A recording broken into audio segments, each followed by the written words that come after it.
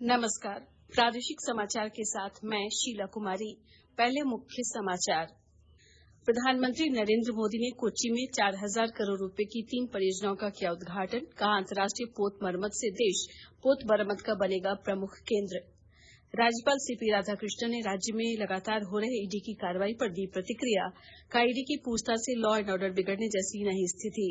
कृषि एवं पशुपालन सचिव ने विभाग की 4 वर्षों की उपलब्धियों पर कहा, बीज वितरण में ब्लॉकचेन प्रणाली लागू करने वाला झारखंड पहला प्रदेश। और रेल मंत्रालय सुगम भारत अभियान के तहत रेलगाड़ियों और स्टेशनों को दिव्यांगजनों के लिए बना रहा सुलभ। प्रधानमंत्री नरेंद्र मोदी ने आज केरल के कोच्चि में 4000 करोड़ रुपए से अधिक की 3 प्रमुख ढांचागत परियोजनाएं राष्ट्र को समर्पित की। इन परियोजनाओं में 1800 करोड़ रुपए का नया बंदरगाह और 970 करोड़ रुपए की लागत का कोचिन शिपयार्ड का अंतर्राष्ट्रीय जहाज मरम्मत सुविधा केंद्र शामिल है। प्रधानमंत्री ने पुतुवाइपिन में इंडियन ऑयल के अत्याधुनिक एलपीजी आयात टर्मिनल का भी उद्घाटन किया। इस अवसर पर आयोजित समारोह में श्री मोदी ने कहा कि आज जब भारत वैश्विक व्यापार का केंद्र बन रहा है तो देश अपनी समुद्री शक्ति बढ़ा रहा है।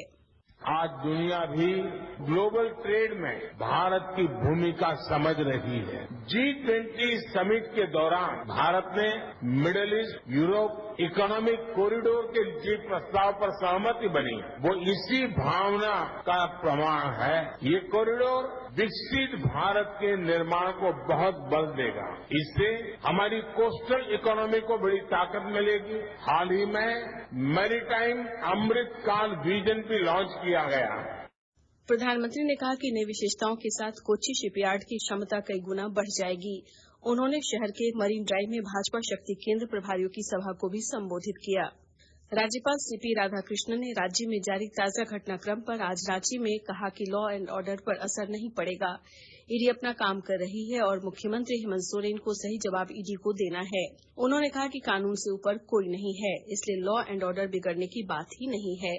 राज्यपाल ने पत्रकारों के सवाल का जवाब देते हुए कहा कि आखिर पब्लिक क्यों गुस्सा होगी। लोकतंत्र में इन सब बातों की कोई जगह नहीं है। प्रधानमंत्री ने भी एसआईटी जैसे 5 एजेंसियों के सवालों के जवाब दिए हैं। राज्यपाल ने कहा कि अगर आपको जन नेता बनना है तो जवाब देना ही होगा।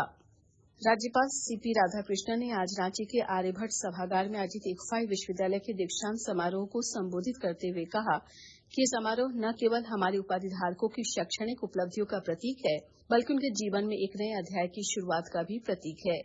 जीवन में चुनौतियों को अवसर के रूप में देखें और आगे बढ़ने का प्रयास करें। राज्यपाल ने कहा कि जीवन में सकारात्मक सोच के साथ आगे बढ़ें। उन्होंने कहा कि अपने लक्ष्य को पूरा करने के लिए प्रतिबद्ध रहें। ये सीख हमें माननीय प्रधानमंत्री जी से लेनी चाहिए। राज्यपाल ने उपाधिधारकों को सम्मानित किया तथा सभी के उज्जवल भविष्य की कामना की। राज्यपाल सीपी राधाकृष्णन ने एक्स हैंडल पर पोस्ट कर सिपाही विद्रोह के नायक झारखंड के वीर सपूत पांडे गणपत राय की जयंती पर नमन किया है। साथ ही राष्ट्रभक्ति, धर्मनिष्ठा और वीरता के प्रतीक सिख धर्म के 10वें गुरु एवं खालसा पंथ के संस्थापक गुरु गोविंद सिंह के प्रकाश पर्व पर शत शत नमन किया। राज्य के ग्रामीण विकास मंत्री आलमगीर आलम ने आज सदर प्रखंड कार्यालय परिसर में अधिकारियों एवं कर्मियों के लिए 5 करोड़ 73 लाख रुपए की राशि से बनने वाले भवन का शिलान्यास किया। ग्रामीण विकास मंत्री ने आंगनबाड़ी केंद्रों की सेविकाओं के बीच किट का भी वितरण किया। साथ ही उन्होंने परिसदन में लोगों की समस्याओं को सुना और निदान के लिए विभागीय पदाधिकारियों को निर्देश दिया। आकाशवाणी के ताजा तरीन समाचारों के लिए आप हमारी वेबसाइट newsonair.com पर लॉग ऑन कर सकते हैं। ताजा समाचार X handle @AIR news alerts और Facebook page All India Radio news पर भी उपलब्ध है। आप प्रादेशिक समाचार एकांश के एक्स हैंडल @AIR News_Ranchi और फेसबुक, इंस्टाग्राम पेज तथा YouTube channel AIR news Ranchi पर भी हमारे बुलेटिन सुन सकते हैं। प्रादेशिक समाचार आप आकाशवाणी रांची से सुन रहे हैं। शेष समाचार इस विराम के बाद। पीला कार्ड धारी PVTG परिवार को 35 किलो अनाज मुफ्त में घर तक है पहुंचाना। गुलाबी कार्ड वालों को प्रति सदस्य 5 किलो अनाज और पीला कार्ड धारी को 35 किलो अनाज प्रति परिवार है मिलना। निःशुल्क मिलना है अनाज। रसीद से जरूर करें मिलान। खाद्य आयोग द्वारा जारी।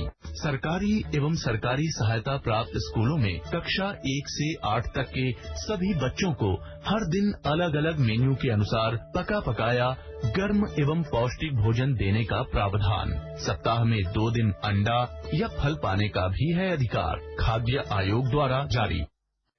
प्रादेशिक समाचार में आपका एक बार फिर से स्वागत है। कृषि पशुपालन एवं सहकारिता विभाग के सचिव अबू बकर सिद्दीकी ने विभाग की 4 वर्षों की उपलब्धियां गिनाई। उन्होंने कहा कि मुख्यमंत्री हेमंत सोरेन के नेतृत्व में और कृषि मंत्री के दिशा निर्देश में विभाग ने बेहतर कार्य किया है। झारखंड पूरे देश में पहला ऐसा प्रदेश है जिसने बीज वितरण में ब्लॉकचेन प्रणाली लागू की है, जिसकी पूरे विश्व में चर्चा हुई है। साथ ही सुखाड़ के बावजूद इस वर्ष 1,30,000 लाख क्विंटल बीज का वितरण वेब पोर्टल के माध्यम से किया गया है। वहीं कृषि ऋण माफी योजना के तहत स्टैंडर्ड केसीसी में अब तक 8 लाख ऋणी किसान को शामिल किया गया है।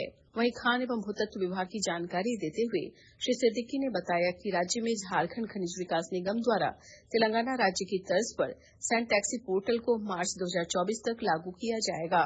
वहीं वर्तमान में 14 खनिज ब्लॉकों को नीलामी के लिए तैयार किया गया है। विकसित भारत संकल्प यात्रा के तहत सिमडेगा के शहरी क्षेत्र में आयोजित कार्यक्रम में भारी संख्या में लोगों ने भाग लिया। कार्यक्रम में कैलेंडर का भी वितरण किया गया। मौके पर लोगों ने प्रधानमंत्री नरेंद्र मोदी के साथ बने सेल्फी प्वाइंट में सेल्फी ली। जामताड़ा जिले के किसानों की आय दोगुनी कर समृद्ध बनाने की दिशा में आवश्यक पहल की जा रही है। विस्तृत ब्यौरा दे रहे हैं हमारे संवाददाता। प्रधानमंत्री नरेंद्र मोदी के सोच के अनुरूप जामताड़ा जिले के किसानों की आय दोगुनी कर समृद्ध बनाने की दिशा में आवश्यक पहल की जा रही है। जिले के किसानों को पारंपरिक खेती के साथ साथ दलहन, तिलहन, फूलों, फलों एवं साग सब्जियों की व्यावसायिक खेती करने के लिए प्रेरित एवं प्रोत्साहित किया जा रहा है। इसके लिए चरणबद्ध किसान गोष्ठी का आयोजन कर केंद्र सरकार की किसानों के हित में चलाई जा रही कल्याणकारी योजनाओं की जानकारी के साथ साथ जल प्रबंधन, मृदा स्वास्थ्य, जैविक खेती, बीज उपचार, मछली पालन, पशुपालन को बढ़ावा देने के लिए आवश्यक पहल की जा रही है। सुभाष प्रसाद सिंह, आकाशवाणी समाचार, जामताड़ा। केंद्र सरकार ने कहा है कि 597 रेलवे स्टेशनों को लिफ्ट और एक्सकेलेटर उपलब्ध कराकर दिव्यांगजनों के अनुकूल बनाया गया है। रेल मंत्रालय ने कहा कि सरकार सुगम भारत अभियान के तहत रेलगाड़ियों और स्टेशनों को दिव्यांगजनों के लिए सुलभ बनाने के लिए प्रतिबद्ध है। बुजुर्गों, बीमारों और दिव्यांगजनों की आसान आवाजाही के लिए स्टेशनों पर लिफ्ट और एक्सकेलेटर उपलब्ध कराए जा रहे हैं। मंत्रालय ने कहा कि पिछले वर्ष दिसंबर तक 372 स्टेशनों पर 1,200 से अधिक एक्सकेलेटर उपलब्ध कराए गए हैं। हजारीबाग जिला प्रशासन ने भू माफियाओं की अतिक्रमण वाली 20 एकड़ सरकारी जमीन को अतिक्रमण मुक्त कराया। जिस जमीन को अतिक्रमण किया गया था वो जमीन विश्वविद्यालय को हस्तांतरित करना है ताकि एजुकेशन सेंटर बनाया जा सके। वहीं सदर अंचल अधिकारी शशिभूषण ने कहा कि पिछले कई दिनों से लगातार सरकारी जमीन पर अवैध कब्जा की सूचना मिलने पर कार्रवाई करते हुए बुलडोजर चलाया गया। और अब कुछ संक्षिप्त खबरें। जामताड़ा के समाहरणालय परिसर में आज खान सुरक्षा महानिदेशालय धनबाद इकाई की ओर से स्वास्थ्य जांच शिविर का आयोजन किया गया। शिविर में चिकित्सकों ने विभिन्न पत्थर खदानों और अन्य खनन क्षेत्र में काम करने वाले खनिकों के स्वास्थ्य की जांच की। लोहरदगा में वीर शहीद पांडे गणपत राय की जयंती के मौके पर उनके पैतृक गांव भंडरा प्रखंड के भौरो गांव में आयोजित जयंती सह विकास मेला का आयोजन किया गया। जयंती समारोह का शुभारंभ राज्यसभा सांसद समीर उरांव, सांसद सुदर्शन भगत, हटिया विधायक नवीन जायसवाल, उपायुक्त समेत अन्य लोगों ने संयुक्त रूप से किया। अंत में मुख्य समाचार एक बार फिर। प्रधानमंत्री नरेंद्र मोदी ने कोच्चि में 4,000 करोड़ रुपए की 3 परियोजनाओं का किया उद्घाटन। कहा, अंतर्राष्ट्रीय पोत मरम्मत से देश पोत मरम्मत का बनेगा प्रमुख केंद्र। राज्यपाल सीपी राधाकृष्णन ने राज्य में लगातार हो रहे ईडी की कार्रवाई पर दी प्रतिक्रिया। कहा, ईडी की पूछताछ से लॉ एंड ऑर्डर बिगड़ने जैसी नहीं स्थिति। कृषि एवं पशुपालन सचिव ने विभाग की 4 वर्षों की उपलब्धियों पर कहा, बीज वितरण में ब्लॉकचेन प्रणाली लागू करने वाला झारखंड पहला प्रदेश। और रेल मंत्रालय सुगम भारत अभियान के तहत रेलगाड़ियों और स्टेशनों को दिव्यांगजनों के लिए बना रहा सुलभ। इसके साथ ही आकाशवाणी रांची से प्रादेशिक समाचार का ये बुलेटिन समाप्त हुआ। नमस्कार।